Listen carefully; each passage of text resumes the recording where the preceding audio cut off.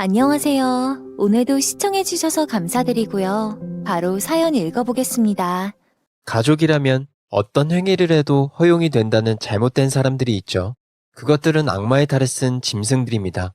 결코 무시해도 안 되고 용서는 더더욱 안 되는 일이지요. 그 악마 같은 것들에게는 콩밥조차 아깝다고 생각합니다. 어릴 때부터 싹수가 노랗다라는 말이 있죠. 잘 될 가능성이나 희망이 애초부터 보이지 않는 사람을 가리켜 하는 말입니다. 모든 부모가 다 그런 것은 아니지만 어떤 부모의 눈에는 콩깍지가 씌어 사랑하는 자식의 본 모습을 왜곡해서 보는 경향이 있는 것 같습니다. 제 시모가 바로 그런 사람이었습니다. 자식의 허물을 무조건 감싸려고만 했지 바로잡으려 하지 않았던 결국은 시부모님의 인생도 자식의 인생도 한순간에 파탄으로 종지부를 찍게 만들었죠. 그리고 저 또한 남편과 사별할 뻔했던, 다시 떠올리기도 끔찍했던 그날의 사건, 시모. 시동생의 시자만 들어도 치가 떨리는 말. 그냥 이런 제정신 아닌 사람들도, 아니 괴물들도 있구나 하고 들어주시면 고맙겠습니다. 네가 뭔데 우리 시온이한테 죗값을 묻겠다는 게야? 내 남편을 죽이려 했어요. 엄연히 미수예요. 이건 범죄라고요. 언제까지 그렇게 끼고 돌 건데요? 어머니가 그렇게 감싸기만 하고 사고 치면 모두 수습을 해주니 저렇게 된 거 아닌가요? 정말 자식을 사랑한다면 어떻게 해야 하는지 똑바로 좀 보시라고요. 안녕하세요. 저는 2살 연하의 남편과 결혼한 40대 초반의 워킹맘입니다. 저희 부부는 파주에서 수입차 전문 카센터를 하고 있어요.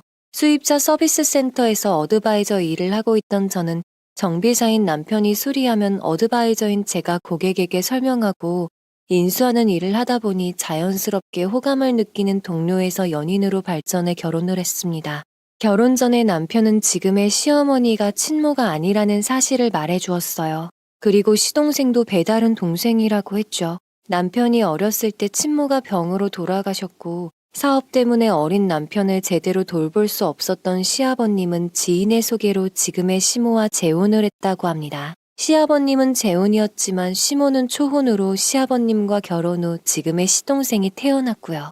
그 말을 들으니 결혼하면 시모가 계모라서 시집살이를 시키면 어떡하나 하는 걱정도 했었습니다. 주위에서나 드라마에서 보면 자기 뱃속으로 낳은 자식만 편애하고 어떻게 하면 모든 재산이 자기 자식한테 물려줄 수 있나 뭐 이런 이야기요. 그래서 결혼 전에 남편에게 물었어요. 자기야, 일하면서 시댁 행사 모두 살피는 일은 힘들 것 같아. 우리 일이 주말 근무도 많은 직업이잖아. 그래서 더더욱 힘들 것 같은데 자기네 부모님이 이해해 주실까? 내가 자기 일하는데 힘들지 않게 할게. 혹시나 부모님이 자기 압박하면 그때는 난 무조건 자기 편 들 거야. 남편은 자신이 막아주겠다면서 약속을 했어요. 그러면서 아버님은 현장에서 사업하시는 분이라 성격이 좀 무뚝뚝하지만 열심히 노력해서 땀 흘려 일하는 사람들을 가장 인간답다고 생각하시는 분이라고 했습니다. 그리고 시모는 남편을 키우면서 계모라고 구박하지도 않았지만 많은 관심과 애정을 주지도 않았답니다. 시동생과도 우애가 깊은 형제 사이는 아니라고 했죠.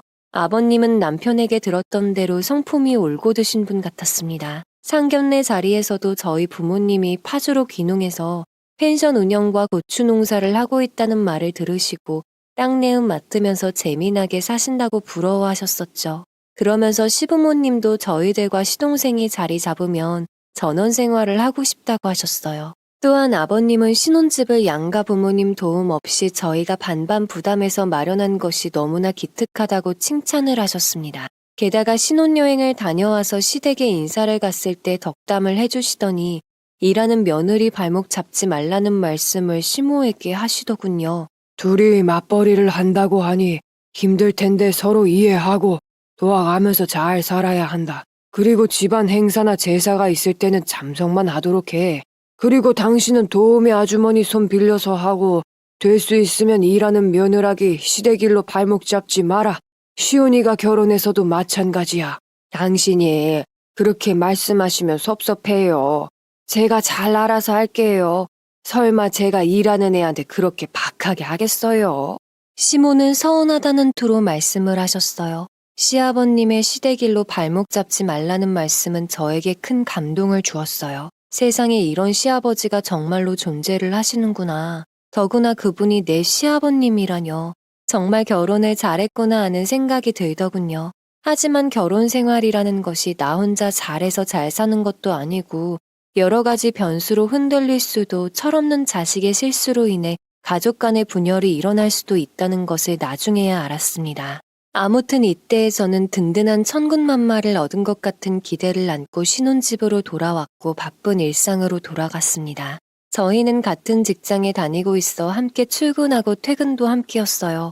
퇴근하면 식사 준비나 집안일도 모두 분담해서 함께 했죠. 제가 식사 준비를 하는 동안에 남편은 빨래를 돌리거나 청소를 하는 식으로요. 그래서 맞벌이를 하고 있어도 즐겁게 할 수 있었어요. 집안일로 스트레스를 받을 일이 없으니 결혼 생활도 행복했습니다. 그렇게 행복한 결혼 생활이 평생 이어질 것만 같던 날들이 지나고 시댁의 첫 제사가 돌아왔어요. 저는 신혼 초에 시아버님의 말씀을 철석같이 믿었기에 전혀 걱정을 안 하고 있었어요.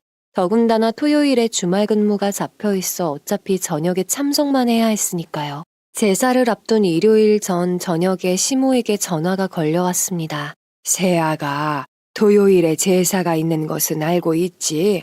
토요일 아침에 일찍 오너라. 네, 어머니 제사가 있는 건 알고 있는데 제가 그날 주말 근무가 잡혀 있어서요. 저녁에 참석만 해야 할 것 같아요. 늦지 않게 갈게요. 어머, 너 설마 네 시아버지가 참석만 하랬다고 정말로 그렇게 하겠다는 거니?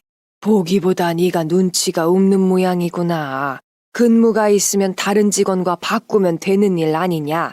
시모는 시아버님과 함께 있을 때와는 전혀 딴판인 목소리로 까칠하게 말했어요. 그러면서 정말로 참석만 할 것이냐? 첫 제사인데 맏며느리가 되어가지고 와서 도와야 하는 거 아니냐 하면서 말이죠. 저는 저를 오랫동안 믿고 예약한 고객님들도 있어 근무를 바꿀 수 없다고 말했고 일하는 며느리이니 이해해달라고 말씀드렸어요. 그리고 계속 잔소리하시는 시어머니의 말을 뒤로 하고 제사에 늦지 않게 참석하겠다고 하면서 전화를 끊었습니다. 시모는 제가 전화를 끊자 분통이 터졌는지 남편에게 곧바로 전화를 한 모양이더라고요. 제가 보기보다는 눈치가 없다는 둥, 일한다고 유세 부린다는 둥, 며느리가 상전이라는 둥, 남편은 직업의 특성상 고객과의 약속이 중요하기에 이해해달라는 말과 아버님이 이미 허락하신 일이니 어머님도 서운하시더라도 도와달라고 하면서 말했다고 합니다. 그랬더니 집안에서 어른 대접도 못 받고 사는 신세라며 한탄을 하다가 끊으셨다고요. 시모는 남편에게 전화를 해도 말이 안 통하자 다시 전화를 하지는 않았어요. 그때에도 시동생의 음주운전 사고 수습을 하느라 정신이 팔려 저를 괴롭힐 시간이 없었다는 것을 몇 년 후에 알았네요. 그리고 제삿날 저녁, 저는 주말 근무를 마치고 남편과 함께 시댁으로 갔습니다. 도착한 시간이 저녁 시간이라 시댁 식구들이 모두 모여 있었어요. 저희는 먼저 시아버님께 인사를 드렸어요. 아버님, 어머님, 오늘 근무가 있어서 일찍 못 왔어요. 죄송합니다. 일찍 와서 거들었어야 했는데. 아니다, 아가. 도우미 아줌마 불러서 다 준비했다. 상만 차리면 되는데 죄송할 게 뭐가 있니? 놀다가 온 것도 아니고 일하다가 온 것을. 그래, 고생했다. 내가 말했지 않니? 직장 일하면서 눈치 보지 말라고. 네 어머니가 다 알아서 했다. 잠시 앉아서 담소 나누다가 제사 지낼 준비나 하자꾸나. 시모의 자상한 말투에 남편과 저는 서로 바라보면서 의심쩍은 눈빛을 나누었어요. 하지만 곧 시아버님과 담소를 나누다가 제사상을 차리고 제사를 지냈지요. 늦은 제사를 지내고 저희는 시댁에서 하룻밤을 지낸 후 아침을 먹고 집으로 돌아왔습니다. 시모는 밑반찬을 좀 했다며 이것저것 챙겨주셨어요. 이렇듯 시모는 아버님이 계신 자리에서는 더할 나위 없는 자상한 어머니의 모습처럼 행동했고 안 계신 자리에서는 가면을 벗은 두 얼굴의 모습으로 저희를 대하셨어요. 제가 시어머니가 원래 저런 분이셨냐 하면서 혹시 남편 어렸을 때도 저런 모습으로 괴롭힘을 당했던 거 아니냐면서 물었어요. 남편은 웃으면서 그러지는 않았다고 하더군요. 다만 시동생이 알게 모르게 사고를 쳐서 시모는 시아버님 모르게 항상 뒷수습을 하기 바빴다고 했어요. 남편은 알면서도 고자질하는 것이 싫어 모른 척했고요. 고등학교 때부터 친구들과 술 먹고 들어오는 것은 일상이었고 성인이 되자마자 운전면허를 따고 시모의 차를 끌고 나가 사고 내고 들어온 적도 있고 음주운전으로 면허 정지를 당한 적도 있었다고 합니다. 뭐? 음주운전? 아주 간이 배 밖으로 나왔구나. 그런데도 아버님은 모르고 계셨단 말이야? 아버지는 대부분 지방에 계실 때가 많았고 어머니가 아버지 몰래 모두 막아주셨어. 그리고 그 녀석이 워낙 여우라 아버지가 집에 계실 때는 조신한 척을 했거든. 그때는 시동생의 나쁜 음주운전 습관이 가족들의 파멸을 몰고 올 거라고는 상상조차 못했었습니다. 다만 아버님이 좀 더 빨리 알았고 시모가 바로잡아 주셨더라면 시동생이 바뀌었을까 하는 생각은 들더군요. 아마 무조건 막아주고 감싸고 도는 시모 때문에 쉽게 변하지는 않았을 것 같긴 합니다. 사람은 쉽게 변하지 않는 법이니까요. 이렇듯 답없는 시동생은 또다시 인생사고를 치게 되는데요. 저희가 결혼하고 3년 정도 시간이 흘렀을 때였습니다. 그때가 저희는 대출을 끼고 아파트를 사느냐 아니면 작은 상가를 얻어서 카센터 사업을 하느냐 인생 전환점에 서 있던 시점이었어요.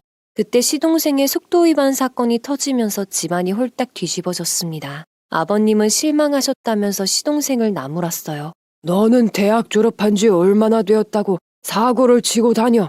그리고 아빠가 남자라고 해서 아랫도리를 그리 막 굴려도 된다고 했어 안 했어? 어린 나이에 속도 위반이라니 무슨 생각인 거야? 당신은 왜 시온이한테만 그래요? 아랫도리 간수 못한 것은 저쪽도 마찬가지인데요. 여자가 살살거리니까 시온이가 넘어간 거죠. 아빠, 그 친구 집안이 교육자 집안이라 그쪽도 난리가 난 모양이더라고요. 그리고 연희가 아이는 절대 포기 못한다고 낳겠다고 해서요. 연희네 집안도 괜찮고 연희랑 빨리 결혼하는 것도 나쁘지 않을 것 같아요. 저희 결혼시켜주세요. 아니 얘가 미쳤어. 네 나이가 몇 살인데 벌써 아기 아빠라니. 벌써 유부남이 되면 가수는 어떻게 할 건데. 어떤 여우가 꼬리를 쳤길래 내 아들 앞길을 막아. 당장 데리고 와봐. 시동생이 결혼하겠다는 소리에 시모는 기함을 하였고 오히려 아버님은 책임지겠다는 시동생의 말에 화가 좀 누그러지셨습니다. 시동생은 남편보다 5살이나 어렸는데 얼굴이 반반해서 어렸을 때부터 가수가 꿈이라며 대학도 실용음악과를 졸업했죠. 같은 과에서 만난 여자친구와 연애를 하다가 속도 위반으로 그만 임신을 한 것이고요. 놀란 시모는 처음에는 너무 어리다고 반대를 하였지만 동서의 집안이 교육자 집안인 점과 동서가 절대로 아기를 포기 못한다고 하는 바람에 신혼집을 마련해주고 결혼을 시켰습니다. 동서의 집안 또한 엄격한 집안이라 반대를 심하게 하였어요. 하지만 동서가 시동생과의 결혼을 반대하면 평생 연을 끊고 살겠다면서 고집을 부려 마음에 안 드는 티를 팍팍 내면서 결혼식장을 지켰습니다. 그래도 동서는 결혼식 내내 환하게 웃는 얼굴이었습니다. 동서는 생각했던 이미지와는 다르게 철없어 보이긴 했지만 순수해 보이는 인상이었어요. 뜻하지 않은 임신으로 이른 결혼을 하게 된 시동생 내외는 시부모님의 생활비 지원을 받을 수밖에 없었는데요. 그래서 시모는 일이 이렇게 된 이상 재산 증여를 앞당겨 하는 것이 어떻겠냐고 했어요. 저는 아버님의 재산이 꽤 된다는 사실을 그제야 알았었죠. 여보, 곧 있으면 아이도 태어날 텐데 차라리 지금 상가를 증여를 해주고 임대료를 받아 생활비로 쓰라고 하면 어때요? 상가 관리는 제가 옆에서 가르치면 되고요. 일단은 살 길을 마련해줘야 하지 않겠어요? 아기가 태어나면 제 옆에 있는 것이 좋을 것 같으니 일산에 있는 상가가 좋겠어요. 그리고 큰애한테는 파주에 있는 상가를 주면 되겠네요. 아버님은 생각을 해보자며 서두르지 않으셨어요. 그때가 부동산이 불경기를 거치고 다시 일어설조짐이 보일 때였던 것 같았습니다. 아버님도 그런 사실 때문에 공시지가가 낮을 때 증여를 해주는 것이 낫다는 판단에서 예상보다 빠른 시기에 상가 증여를 해주셨어요. 아버님은 사업의 특성상 전국 방방곡곡을 다니시며 공사 진행을 하셨기 때문에 상가나 부동산도 특정 지역이 아닌 여러 지역에 가지고 계셨어요. 아버님이 보유하고 계신 부동산 중에 아파트와 토지를 빼고 상가는 2개였는데 일산 중심지의 상가는 시모가 시동생에게 주라고 점 찍어 놓은 거니 저희에게는 나머지 파주에 있는 상가가 돌아왔습니다. 하지만 남편은 젊은 나이에 상가를 받게 되어 오히려 과분하다고 말씀을 드렸죠. 선뜻 받기를 망설이는 남편에게 시모 아버님은 이렇게 말했어요. 왜? 시온이는 신도시 상가를 주고 너에게는 별 볼 일 없는 상가를 주는 것 같아서 서운해서 그러냐? 평수로 따지면 파주 상가가 훨씬 크잖니. 어차피 기술도 있겠다. 그 자리면 카센터를 차리기에는 그 상가가 훨씬 쓸모가 있을 거다. 어머니, 그런 것이 아니에요. 아버지가 고생하셔서 마련하신 것을 제가 젊은 나이에 받기가 과분해서 그래요. 아버지도 이제 연세도 많으신데 언제까지 뜨거운 아스팔트 위에서 일하실 수는 없으시잖아요. 노후에는 좀 편하게 지내셔야 하니까요. 괜찮아. 아직 몇 년 더 할 수 있다. 그리고 아파트 있으니 월세로 돌리고 땅도 있으니 전원주택 지어서 거기서 텃밭 가꾸면서 살 생각이다. 그리고 시기도 지금이 딱 좋을 것 같구나. 그러니 걱정하지 말고 받아둬. 지금은 별 볼 일 없는 상가처럼 보이겠지만 훗날 그 값을 톡톡히 할 것이다. 그리고 나는 너희들이 사업할 수 있는 큰 기반은 준 셈이니 그것으로 죽이 되든 밥이 되든 알아서 하거라. 대신 말아먹더라도 더 이상의 도움은 바라지 말거라. 저는 남편의 손을 꾹 누르면서 감사한 마음으로 받겠다고 말씀드렸어요. 그렇잖아도 독립해서 카센터 차릴 자리를 알아보려고 했는데 부모님 덕분에 임대료 걱정은 안 해도 되겠다고 하면서요. 실망시키지 않게 열심히 살겠다고 말씀드리고 냉큼 받았습니다. 남편이 고생하시는 아버님 생각하는 마음도 알겠고 젊은 나이에 상가 물려받는 것을 과분하다고 생각하는 마음도 이해가 갔으나 제 눈에는 시모의 생각이 빤히 보이는 것 같아 준다고 할 때 덥석 받아놓는 것이 앞길에 이로울 것 같았거든요. 그리고 파주는 친정 부모님이 귀농해서 살고 계신 곳이라 더욱 좋았습니다. 저희는 아버님에게 감사한 마음으로 받겠다고 말씀드렸어요. 아버님이 일산 알짜배기 상가를 시동생에게 증여한 뒤로는 시모의 표정은 더할 나위 없이 밝아 보였어요. 아무래도 팔은 안으로 굽는다고 자기 뱃속으로 낳아 기른 자식한테 하나라도 더 해주고 싶은 마음은 당연하겠죠. 저희는 자녀 계획은 파주 카센터 사업이 안정된 다음에 갖기로 하고 카센터 사업을 위해 준비를 하기 시작했어요. 우선 카센터 사업을 위해서는 고가의 검사 장비 등 비용이 많이 들어갔기 때문에 상가 2층을 반을 나누어 살림집과 사무실로 쓰고 전세 보증금과 모아두었던 돈으로 장비 설비를 투자했어요.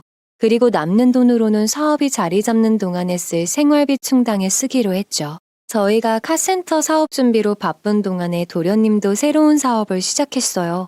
엄마, 저도 실용음악학원을 운영해볼까 해요. 그러면서 오디션이나 가요제에도 도전해볼 생각이에요.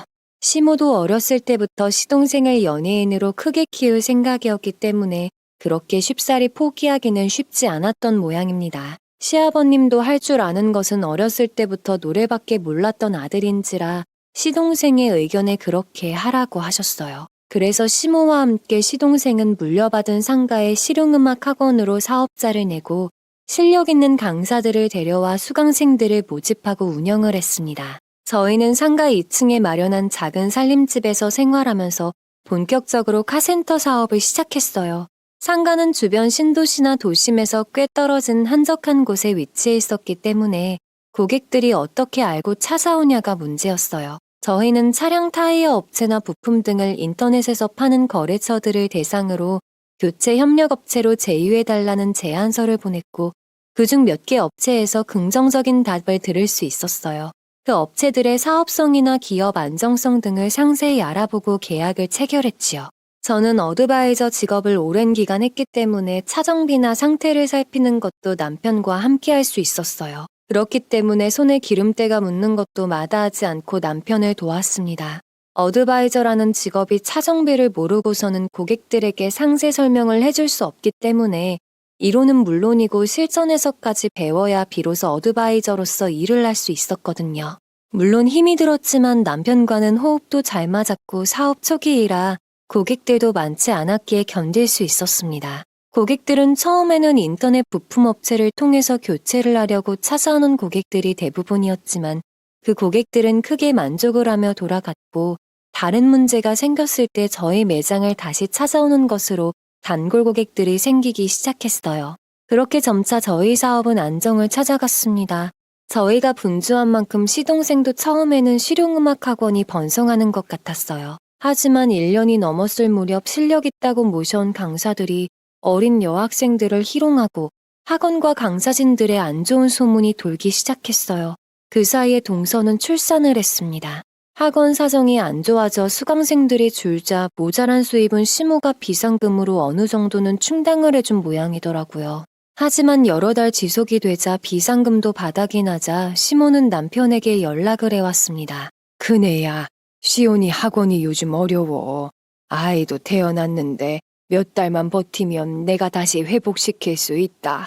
너네 요즘 고객들이 꽤 많다던데 3천만 원만 빌려다오. 내가 상가 증여 이야기 안 했으면 너네 독립도 못했을 거 아니냐. 저희도 이제 적자를 벗어나서 여윳돈이 없어요. 그냥 학원 포기하고 임대 주는 것이 더 낫지 않을까요? 무슨 소리야. 능력 있는 강사들 별거 없더라. 시온이하고 대학 동기 몇 명이 할 수 있다고 했어. 너는 동생이 회복할 수 있다는데 형이 되어서는 못 밀어주겠다는 게야? 너를 낳은 엄마는 아니어도 키워준 공이 있는데 이 부탁 하나 못 들어주니?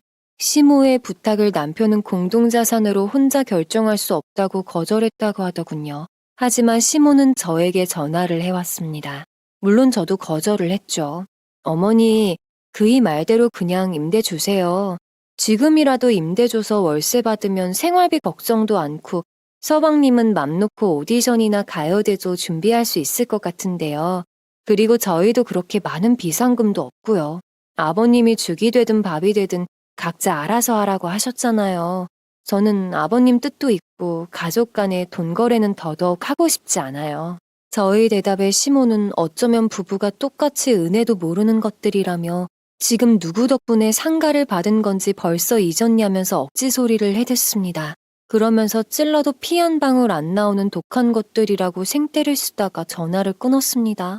그러면서도 아버님에게는 절대 말하지 말라는 소리는 잊지 않고 하더군요. 이때에도 시모는 아파트 대출을 받아 학원 운영 적자를 메꾸었다는 사실을 나중에 알게 되었죠. 제가 남편에게 아버님에게 말씀 안 드려도 되냐고 묻자 어차피 자기 재산 알아서 하라고 했는데 아버님이 아신다고 해서 도와주실 것 같지도 않고 괜히 시부모님 사이만 갈라놓을 것 같다고 했어요. 그러면서 시모가 있으니 설마 말아먹게 하겠냐고 했습니다. 그렇게 시모와의 언쟁이 일순 후 추석 명절이 되어서 시댁에 들어서자 시모는 아무 일도 없다는 듯이 맞아주더군요.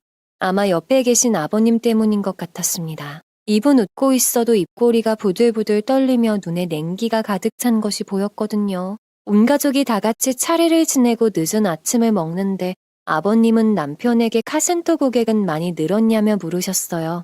남편은 다행히 점차 단골 고객들이 늘고 있어 적자는 겨우 면하고 있다고 대답하며 시동생에게 요즘 학원 운영은 잘 되냐고 물었어요. 너는 요즘 어때? 학원은 정상 회복되었어?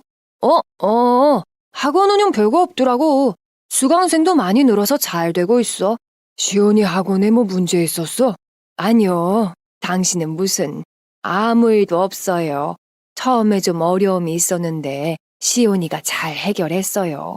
그네가 걱정이 되어서 물어본 거예요. 너는 언제적 이야기를 이제 물어보니? 시모는 별일 아니라는 듯 아버님께 둘러대면서 말했어요. 그러자 아버님은 다시 한번 못을 박는 말씀을 하셨죠. 내가 전에도 말했지. 죽이 되든 밥이 되든 알아서 하되 손 벌리지 말라고. 시온이도 1년이 지났으니 이젠 스스로 하게 당신도 손 떼.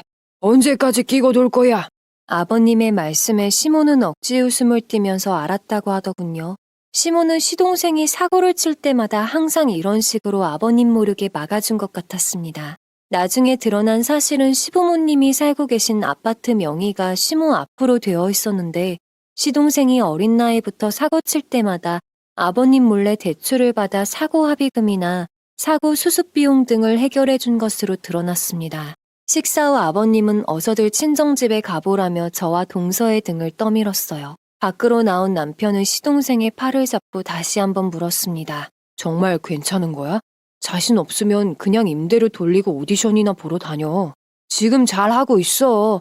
형은 신경 끄고 형 일이나 잘해. 이제 적자 면에서 어떡할 거야? 자기 학원에 무슨 일 있어? 아니야. 괜히 형이 하는 소리야. 걱정 마라. 자기는 알 필요 없어. 아무 일도 없으니까. 얼른 가자. 걱정되어서 물어오는 남편의 말에 시동생은 신경 끄라면서 신경질을 내었어요.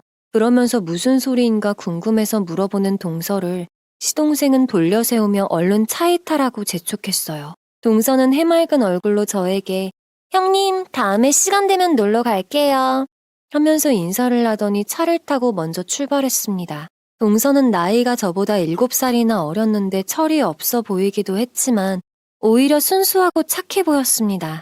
저희는 차를 타고 친정으로 향하면서 시동생과 동서 이야기를 나누었어요. 남편은 배다른 형제이지만 시동생이 걱정이 된다고 했죠.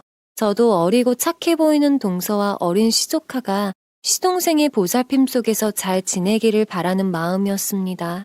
하지만 저의 바람은 얼마 못 갔습니다. 추석이 지나고 동서가 처음 카센터로 놀러 온 날 악몽의 사건은 시작되었고 그 후로는 악몽의 연속이었습니다. 동서는 아기가 제법 커서 나들이를 다녀도 된다며 택시를 타고 저희 카센터에 놀러 왔더라고요. 저도 외동딸로 외롭게 자라서 동서가 막내 동생 같았고 시모와 시동생과 엮여서 거리를 두고 싶지는 않았습니다. 아기가 제법 커서 방실방실 웃어대니 안아보고 싶은 마음도 굴뚝 같았거든요. 다행히 오전에 예약 손님이 다녀가고 한가한 시간에 찾아온 터라 저희는 함께 점심을 시켜 먹고 시조카 재롱도 보면서 담소를 나누었습니다. 동서는 몇 번 안 봤는데도 저를 형님이라 부르면서 잘도 제잘거렸어요. 형님은 참 행복해 보이세요. 자신감도 넘쳐 보이시고요. 남편과 연애할 때는 이 남자 아니면 죽을 것 같았는데 막상 아이 낳고 살아보니 저의 선택이 옳았는지 가끔 의문이 들 때가 있더라고요. 그 사람도 예전하고는 많이 달라진 것 같기도 하고. 왜? 서방님이 서운하게 해? 아무래도 학원 운영한다고 새벽에 들어오거나 술을 먹고 들어오는 날도 많아졌어요. 그러다 보니 저 혼자 아기 보는 것도 힘들고 지치는 거죠 뭐. 이렇게 사는 것이 맞나면서요. 그냥 그렇다고요. 동서의 말을 들어보니 서방님은 학원을 운영한다는 핑계로 술을 먹고 늦게 들어오거나 새벽에 들어오는 일이 많은 것 같았어요. 하지만 실용음악 학원이라고 해서 수강생들을 밤늦게까지 수업하진 않을 텐데 의심스럽더라고요. 그렇다고 동서 앞에서 티를 낼 순 없었죠. 동서와 차를 마시면서 이런저런 이야기도 하고 시조카와 눈을 맞추며 놀고 있는데 동서의 핸드폰이 울려 받아보니 시동생한테서 어디냐며 묻는 전화가 걸려왔습니다. 저희 카센터에 놀러 왔다는 말을 들은 시동생은 형수도 바쁠 텐데 거긴 뭐하러 갔어 하면서 소리를 치는 소리가 들리더군요. 그러면서 데리러 오겠다고 했어요. 아마 어려울 때 거절했던 것이 앙금이 남아 저희하고 가깝게 지내는 것이 영 불편했나 봅니다. 30분 후 동서를 데리러 온 시동생은 저희에게 인사를 하는 둥 마는 둥 하더니 동서에게 얼른 일어나라고 했습니다. 동서는 영문을 모르겠다는 얼굴로 따라 일어서더군요. 그런 시동생에게 남편은 들어올 때 보니까 차에서 이상한 소리가 나는 것 같다며 온 김에 차를 봐주겠다고 했습니다. 시동생은 차가 이상하다는 소리에 머뭇거리더군요. 남편은 허 하고 헛웃음을 치면서 야, 너한테는 돈 안 받아. 부품 갈게 되면 부품값만 내라 하면서 차를 손봐준다고 내려갔습니다. 저도 시동생 보고 잠깐 차 한 잔 마시고 기다리라고 하면서 남편을 따라 내려갔어요. 저희는 시동생 차를 시동을 걸어보고 소리가 나는 원인을 찾아 점검을 했습니다. 저도 조수석에 함께 앉아 있었는데 발밑으로 뭔가 까만 뭉치가 걸리적거리길래 쓰레기인가 싶어 집어들었는데 남편과 눈이 딱 마주쳤어요. 남편도 그 까만 뭉치를 보고 있었죠. 그 까만 뭉치는 돌돌 말린 까만 여자 스타킹이었습니다. 순간 머릿속으로 온갖 상상들이 넘쳐났습니다. 남편은 쉿 하면서 까만 뭉치를 얼른 호주머니에 넣고 블랙박스에서 메모리 카드를 빼더니 저보고 눈짓을 하는 겁니다. 눈치를 챈 저는 메모리 카드를 들고 나와 1층 컴퓨터가 있는 곳으로 가서 다운로드를 했어요. 시동생과 동서는 2층 사무실에 있었기 때문에 이곳이 차량 뒷모습만 보일 뿐이었습니다. 그리고 차량에 다시 메모리 카드를 끼워 넣었습니다. 남편은 시동생에게 차 키를 넘겨주면서 말했어요. 부품값은 안 받을게. 차가 이상하면 점검이나 바로바로 받아봐. 시동생은 별 의심 없이 고맙다는 말을 하고서 동서와 돌아갔습니다. 그날 저녁 일을 마치고 남편은 혼자 보는 것이 낫겠다면서 시동생이 차량 블랙박스 파일을 검색하기 시작했어요. 1시간 뒤 굳은 얼굴로 나온 남편은 한숨을 쉬며 주먹을 쥐었다 풀었다면서 어쩔 줄을 몰라 했습니다. 굳이 물어보지 않아도 시동생이 바람을 피운 것을 알 수가 있었죠. 저는 남편에게 어떻게 할 거냐고 물었습니다. 남편은 먼저 시모를 만나보겠다고 했습니다. 이제 어떻게 할 거야? 동서에게도 말해줘야 하는 거 아니야? 일단 어머니부터 만나봐야겠어. 아마 어머니라면 눈치채지 않았을까? 어머니한테 말한다고 뭐가 달라져? 당신 설마 동생이라고 봐주는 거야? 이대로 묻어버리려는 것은 아니지. 저의 닥달하는 듯한 말투에 남편은 일단 시모부터 만나보고 온다고 말했어요. 아버님은 지방에 내려가 계셨던 때라 저녁에 시모는 집에 혼자 계시다고 했죠. 그날 밤 남편에게 내용을 들은 시모는 처음에는 그럴 리가 없다면서 믿으려고 하지를 않았다고 합니다. 하지만 남편이 내미는 까만 스타킹과 블랙박스 영상을 가지고 있다는 말에 말문이 막혀서는 한동안 멍하니 있었다고 하네요. 그러면서 어머님이 해결할 테니 아무에게도 말하지 말아달라고 부탁을 했다고 해요. 집에 돌아온 남편은 동서에게 당분간은 말하지 말라며 저에게 부탁을 했어요. 저는 어린 동서와 저에게 웃어주던 조카의 얼굴이 생각이 나서 죄책감에 빠지기도 했습니다. 말을 해줘야 하는 것이 맞는지 숨기는 것이 맞는지 혼란스러웠어요. 하지만 남편이 당분간만 기다려보라는 말에 일단 시간을 좀 두기로 했죠. 차라리 그때 동서에게 밝혔더라면 끔찍한 사고는 피할 수 있었을까 생각이 들기도 합니다. 그리고 이틀이 지난 오후에 시동생이 찾아왔습니다. 시동생은 차에서 내리지도 않고 남편에게 전화를 했어요. 형수를 볼 면목이 없으니 잠깐 나가서 이야기 좀 하자고요. 그러면서 블랙박스 영상이 담긴 메모리 카드를 들고 나오라고 했어요. 저는 그 말을 듣는데 쎄한 느낌의 영상을 다른 파일에 복사하고 복사본을 건넸어요. 그리고 남편에게 불안하다고 했습니다. 자기야, 뭔가 이상해. 느낌이 안 좋단 말이야. 가지 마. 잠깐 이야기만 하고 올게. 무슨 일이야 있겠어? 걱정하지 말고 있어. 다녀올게. 제가 정신을 차리고 뒤늦게 쫓아갔지만 남편을 태운 시동생의 차는 이미 출발하고 있었어요. 제가 따라가 세우라며 소리쳤지만 못 본 척 도로로 빠져나갔습니다. 저는 왠지 모를 불안감과 두려움이 밀려왔고 1시간이 지나자 그 증상은 더욱 심해졌어요. 기다리다 못해 남편에게 전화를 걸었지만 받지를 않았고 시동생도 마찬가지였습니다. 저는 갑갑한 마음에 시모에게 전화를 걸었어요. 어머니, 서방님이 와서 남편을 데리고 나갔는데 느낌이 안 좋아요. 1시간이 지났는데도 돌아오지 않아요. 전화도 둘 다 받지를 않는다고요. 아무 일 없을 거다. 그냥 형이 메모리 카드만 넘겨주면 여자 관계도 정리하고 학원도 정리해서 임대 준다고 했다. 딱 한 번 실수한 거라고 했어. 다신 바람 같은 거 안 핀다고 나하고 약속까지 하고 나갔다. 정리요? 실수요? 그게 말이 돼요? 동서는요. 동서도 알 권리가 있다고요. 선택권은 동서에게 주어야지 왜 어머니와 서방님이 결정해요. 순간 화가 난 제가 헥 하고 소리를 지르니 시모는 집안 풍비박산 나는 거 보고 싶지 않으면 입 닥치고 있으라며 윽박질렀습니다. 기가 막힌 저는 전화를 끊고 끓어오르는 화를 누르며 다시 남편에게 전화를 걸어봤지만 계속해서 받지를 않았어요. 피가 말리는 기분에 시계만 뚫어지게 쳐다보기를 4시간이 지났을 무렵 모르는 번호로 전화가 울렸어요. 관할 경찰서에서 남편이 근처 병원에서 치료 중이라는 말을 하면서 빨리 오라는 말을 전해주더군요. 저는 멍하니 있다가 정신을 차리고 지갑만 겨우 챙겨 나와서 덜덜 떨리는 손으로 겨우 운전을 하고 병원으로 갔습니다. 응급실로 뛰어들어가니 경찰관 한 명이 남편의 옆에서 지키고 있었어요. 남편은 잠들어 있었는데 팔에 깁스를 하고 얼굴과 팔다리에는 크고 작은 상처가 보였습니다. 제가 경찰관에게 보호자라고 하자 남편은 다행히 많이 다치지는 않았다고 걱정하지 말라고 말하면서 상황을 이야기해 주었습니다. 사건을 신고한 제보자 말에 의하면 시동생은 무슨 이유인지는 모르나 남편을 태우고 난폭 운전을 하다가 갑자기 호수로 뛰어들었다고 했어요. 호수에서 산책을 즐기던 사람들은 차가 돌진해서 호수로 빠지자 얼른 경찰에 신고를 했고 어느 시민 한 사람이 호수로 뛰어들어 남편과 시동생을 구했다고 했습니다. 때마침 도착한 구조대와 경찰에 의해 병원으로 옮겨졌지만 시동생은 머리를 부딪혀서 응급수술 중이라고 했습니다. 게다가 시동생은 음주운전 중이었던 것 같았다고 했어요. 다행히 남편은 팔만 골절되고 크게 다친 곳은 없다고 했습니다. 그제서야 긴장이 풀리면서 안심이 되더군요. 잠든 남편을 지켜보다가 시동생이 응급수술 중이라는 수술실로 올라갔습니다. 그곳에는 시모와 동서의 친정 부모님까지 와 있었어요. 때마침 수술을 마친 의사 선생님이 나오셨습니다. 다행히 뇌출혈은 없었고 수술은 잘 된 것으로 보입니다. 하지만 얼굴에 상처는 깊어서 흉해질 것 같아요. 일단은 환자가 깨어나 봐야 합니다. 수술이 잘 끝났다는 말에 시모는 주저앉았습니다.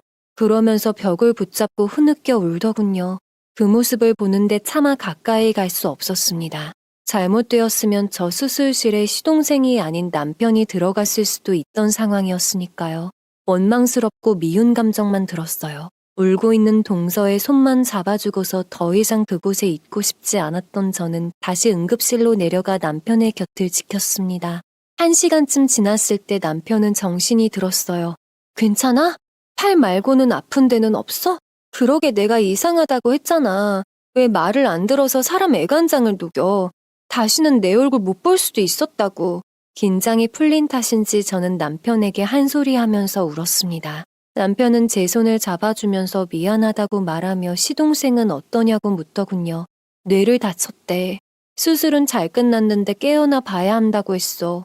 저의 말에 남편은 두 눈을 꼭 감았어요. 그러면서 일어난 일들을 이야기하더군요. 오늘 시동생은 술이 취한 상태로 남편을 찾아왔었고 술 냄새를 맡은 남편이 내리겠다고 하자 문을 잠그고 출발시켰다고 합니다.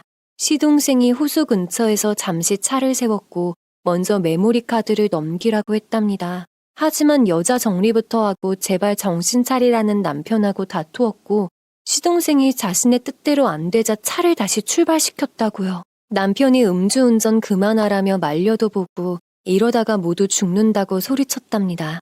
하지만 이미 제정신이 아닌 시동생은 그럼 차라리 죽어버려 하면서 막무가내였다고 해요. 남편이 경찰에 신고하려고 하자 핸드폰을 쳐냈고 당장 차를 멈추라고 소리치면서 핸들을 잡자 시동생은 더욱 흥분해서 가속 페달을 밟았다고 했어요. 결국 남편이 뛰어내리겠다고 하자 그럼 같이 죽자 하면서 옆에 있는 호수로 핸들을 꺾었다고 하네요. 다른 차량과 사고가 안 난 게 기적이었다고 했습니다. 그 순간 이렇게 죽는구나 생각했답니다. 이야기를 듣는 내내 얼마나 위험한 상황이었는지 생각만 해도 아찔했습니다. 한순간에 사랑하는 남편을 잃을 수도 있었던 위험한 상황이었던지라 오늘 일어난 일이 현실인지 꿈인지 분간이 안 되었어요. 그리고 시동생과 시모에게 화가 치밀어 올랐습니다. 당장 올라가서 죽이고 싶을 만큼 밉더라고요. 저는 주먹을 쥐며 단호하게 말했어요. 당신이 말려도 나 절대 용서 못해. 죗값 치르고 정신 차리라고 법대로 처리할 거야. 남편은 아버님을 생각해서라도 한 번만 봐달라고 했지만 저는 절대로 용서할 수 없다고 했어요.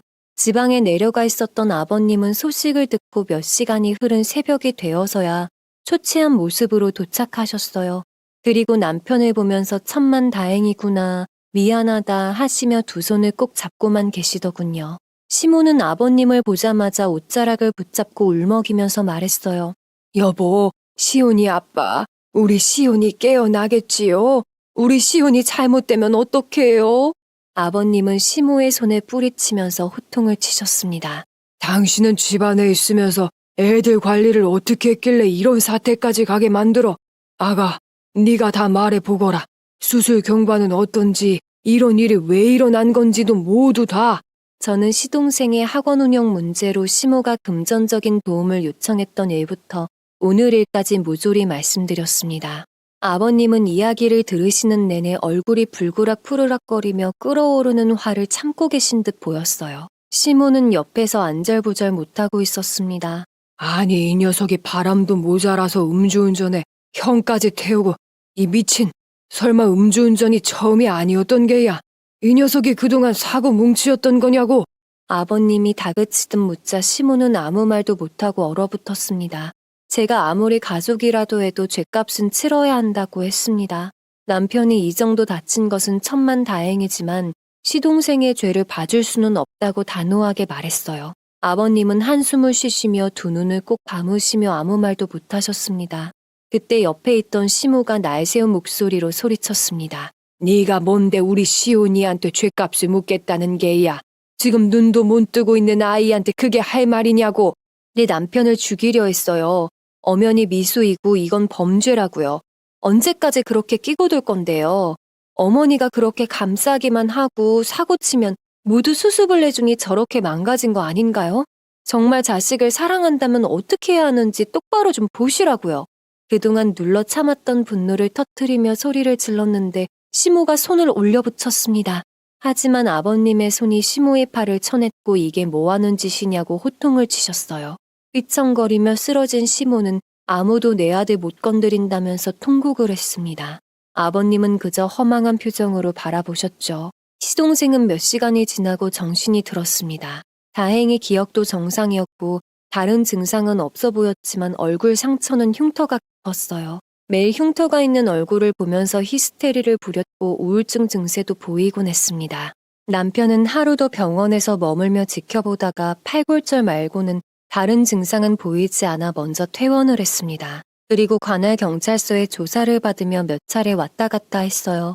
그때마다 함께했던 아버님은 시동생의 차량 사고 내역과 음주운전으로 면허 정지도 2번씩이나 걸렸던 내력도 알게 되어 노발대발하셨고 아버님 입에서도 고약한 버릇을 고치려면 죗값을 치르게 해야겠다고 하셨어요. 오히려 남편이 뜯어말릴 정도였습니다. 결국 부모 손으로 자식을 망친 꼴이 되었구나. 이렇게 망가진 줄은 몰랐어. 차라리 죗값을 치르면 달라질 수 있을지. 그리고 시모에게 그동안의 사고 수습 비용 등을 추궁하면서 아파트 담보대출로 그동안 막아주었던 일들도 모두 들통이 나게 되어 시댁은 그야말로 풍전등화처럼 위태위태했습니다. 게다가 시동생의 사고가 음주운전과 여자 문제가 관련이 있다는 것을 알게 된 동서 친정은 동서와 조카를 데려갔습니다. 그리고 시동생에게 이혼 서류를 날렸어요. 아이는 동서가 키우겠다고 했습니다. 시동생은 우울증에 시달리고 있는 상태라 마음대로 하라고 했고 시모는 절대 안 된다며 방방 뛰었습니다. 시아버님은 동서가 원하는 대로 해주겠다고 하셨고 아이의 양육비도 평생 지원해주겠다고 하셨어요. 위자료도 현금도 넉넉히 주신 걸로 들었습니다. 시동생은 우울증 치료를 받고 호전되었을 때 결국 형을 집행받았어요. 이미 음주운전 전과가 2번이나 있어서 집행유예나 벌금형으로 끝날 수 있는 정도가 아니었습니다. 게다가 블랙박스에 음주운전 신고를 하겠다던 남편의 핸드폰을 뺏은 일이며 남편에게 협박하면서 차라리 죽어버려 하는 생생한 녹음 파일이 있었기에 3년형을 선고받고 그 자리에서 구속되었습니다. 아버님은 음주운전으로 자식들을 모두 잃을 뻔했다면서 버릇을 고쳐놓겠다고 큰소리 치셨지만 막상 구속되는 자식을 보시고선 그 자리에서 통곡을 하셨습니다. 시모는 거품을 물고 기절을 내 병원으로 실려갔고 난리도 아니었죠. 시모는 매일같이 모두 당신 탓이다. 예전에 내 아들 인생 돌려달라. 내 인생 물어내라 등등 아버님한테 히스테리를 부렸습니다. 그러다 보니 아버님도 눌러 참아왔던 분노와 배신감에 폭발하였고 끝내는 시아버님이 시모에게 이혼 서류를 내밀었죠. 당연히 위자료나 재산 분할은 없다고 하셨어요. 집 한 채와 상가를 해먹은 걸로도 충분하다면서요. 시모가 아파트 대출금이라도 갚아달라고 하였지만 아버님은 일절 없다고 못을 박았습니다. 시모가 자식 키워준 공이며 30여 년 내조한 결과가 이거냐면서 소송하겠다고 큰 소리를 쳤지만 소송을 해도 불리하다는 것을 알았는지 몇 주가 지나자 잠잠했습니다. 아버님은 저희에게 찾아와서 다시 한번 면목 없다고 미안하다고 하셨어요. 너희들 볼 면목이 없구나. 일찍이 알았더라면 네가 다칠 일도 이렇게 가정에 파탄 날 일도 없었을 텐데 내가 그동안 인생을 헛살았어. 항상 나한테 보이는 모습처럼 따뜻한 사람인 줄 알았다. 미안하구나. 아버님은 눈가가 촉촉해지셔서 말씀하셨어요. 그리고 지방으로 내려가 당분간 그곳에서 사업에 집중하신다고 하셨어요. 그러면서 시모와 시동생이 연락을 해와도 도와주지도 말고 인연을 끊고 살라고 하셨습니다. 그렇게 아버님이 지방으로 내려가시고 시모에게 몇 번이나 연락이 왔지만 저희는 받지 않았어요. 아버님과 이혼도 한 마당에 더 이상 시모와 시동생 때문에 저희의 삶이 휘둘러지는 것은 용납할 수 없었으니까요. 오히려 평생 안 보고 살 수 있어 다행이라 여겼습니다. 훗날 들은 이야기로는 시모는 아버님과 이혼한 뒤로 대출금 이자를 감당 못해서 아파트를 처분해 시동생이 살던 전셋집으로 이사를 했고 식당에서 일을 한다고 했습니다. 들으면서도 인생사 세용지마라는 말이 생각이 나더군요. 불쌍하다는 생각은 들지 않았습니다. 몇 년 사이에 저희 카센터는 점점 고객들이 늘어 자리를 잡았고 상가 주위로 전철역과 신도시가 들어선다며 파주 일대가 들썩거렸어요. 덕분에 시세가 2배 이상에 뛰어 자산 가치도 늘어났죠. 아버님이 신신당부하면서 보유하고 있으라고 했던 이유를 새삼스레 알게 되었죠. 아버님은 지방에서 아예 농가주택을 구입하셔서 생활하고 계세요. 작은 텃밭도 일구시면서 소박하게 사시는 것이 마음이 편하다고 하십니다. 종종 시동생 면회도 다녀오시는 것 같았어요. 저도 이 사연을 보내고 남편을 먼저 보낼 수도 있었던 악몽 같았던 시간들을 모두 털어버리려고 합니다. 앞으로 살 날이 더 많고 좋은 일만 있을 거라고 생각하면서 살아가도 하루가 모자라니까요. 지금까지 긴 사연 들어주셔서 감사합니다. 여러분의 가정에는 평안만이 가득하시기를 기원합니다. 더 많은 이야기, 기막힌 사연을 듣기 원하신다면 구독과 좋아요, 알림 설정 부탁드립니다.